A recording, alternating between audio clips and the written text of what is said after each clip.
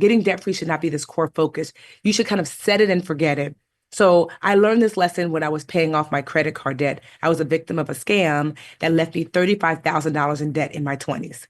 And I struggled. I didn't go anywhere. I didn't do anything. I didn't save anything for 2.5 years. And I finally paid off that credit card debt. And I was so happy for about 10 minutes. And then I looked and realized, but you still have $50,000 of student loan debt. And I thought, do I have to take another 4 or 5 years to have no life? It was a light bulb moment that went on that, like, yes, you should be paying your debt, automating it, paying more than the minimum, but honestly kind of setting it and forgetting it and then working on the rest of your life. And so deciding from your budget, this is why budgets are so great. How much money will you really have accessible to pay down debt? And then what are you going to leave left over for savings? And honestly, enjoying life too. Because I don't believe just because you're paying off debt that you shouldn't set aside some money for enjoying life. I think that you should be looking at your finances holistically.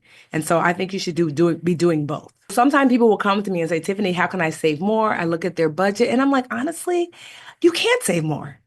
You're not going out, you're not spending money on grooming. There's just not extra money here.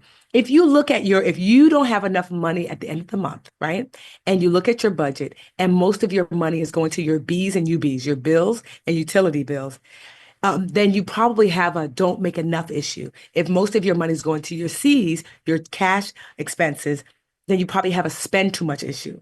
Right? So if you have a spend too much issue, then it's just going line item by line item and saying what things here are really choice expenses that I could really cut out, literally looking at some of your subscriptions, cutting those out one by one. But if you have a don't make enough issue, there is no more cutting back to do. You're going to have to ask yourself, how can I make more income?